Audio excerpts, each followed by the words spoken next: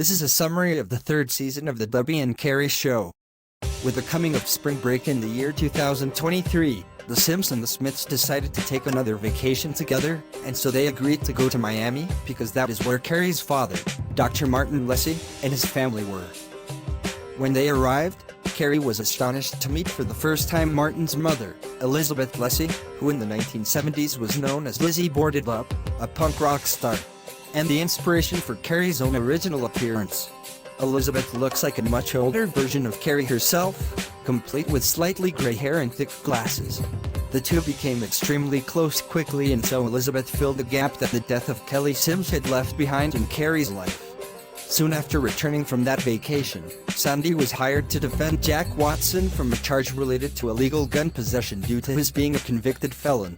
When it was pointed out in court that Jack had used a gun, he had to stop a mass shooting at his club, thus saving lives. The criminal charges were immediately dropped by a judge who was actually a member of the NRA. Meanwhile, Debbie and Carrie visited an amusement park at their town, only to be bothered by the presence of their teen adversary, Ted Wilson. When Ted tried to order foods from a diner near the park, he was turned away by the diner's owner, Mike Florence, who knew Ted was racist because of his red hat.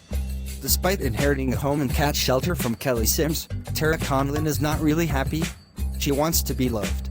So she approaches Kelly's son and Jessica's twin brother, Jonathan Sims, and they begin dating. And then Jonathan moves in with Tara to help her with the cat shelter, and they become a serious love match. Deborah Flowers, the mother of Bella Flowers, comes to the home of the Sims asking if they have seen her daughter, who has run away from home with her boyfriend, Eric Sterling. They drive all the way to Kansas where they meet Eric's uncle, who lives in a cave and even dresses like a caveman. After a couple of weeks, Eric and Bella are outraged to learn that Eric's uncle intends to make a sex slave out of Bella, and so they fight to free themselves from the cave and return to Texas, where Bella and Eric are both forgiven by Bella's mother. James builds a robot as part of a science project at his high school. At first the robot does well, but later it begins to malfunction due to misprogramming, and James shuts down and dismantles it. Though they have only been dating a few months, Tara and Jonathan get engaged in Boston, and Tara undergoes a makeover to look more like a bride.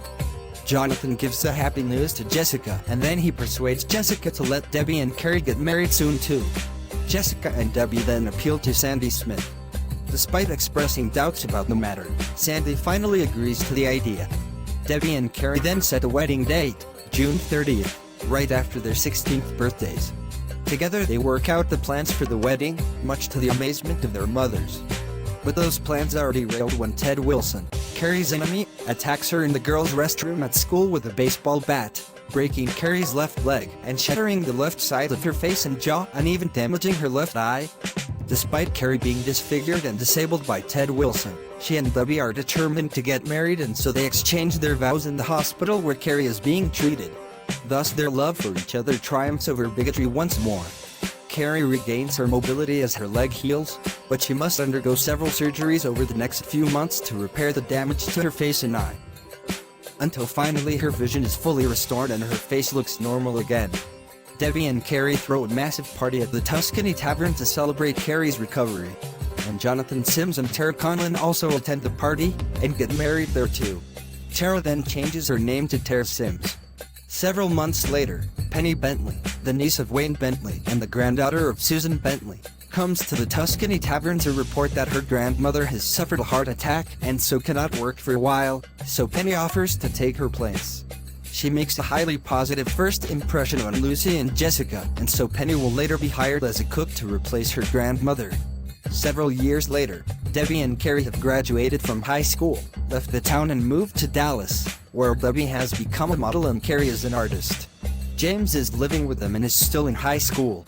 Jessica and Lucy learn that an adoption agency in Boston has a 12-year-old girl, Vicky Jackson, who was a sexual abuse victim and is HIV positive. Despite this, the Sims couple adopt the girl, who is renamed Vicky Sims, and she starts her new life with them in Texas. Sandy Smith is suffering from multiple sclerosis, which has crippled her, and so she is put in a nursing home in Dallas. Dave Owen has been released from prison after completing his sentence for arson. and decides to get revenge on his enemies in the town by committing another act of arson, assisted by his son Fred Owen. They break into the Tuscany Tavern and set fire to its kitchen, and the fire soon spreads, destroying the restaurant. But they don't get away with their crime. Dave Owen's granddaughter Whitney is so outraged at the hypocrisy of her grandfather and uncle that she contacts the authorities and gives them the evidence they need to arrest Dave and Fred and send them both to prison. The Tuscany Tavern is later rebuilt and reopened 6 months later. Debbie and Carrie then gives both bad news and good news to the Sims couple. The bad news is that Sandy Smith has died by suicide after falling into extreme depression. And the good news is that Debbie is pregnant with her and Carrie's first child. One life is over, and another is about to begin. And so ends the third season of the Debbie and Carrie Show.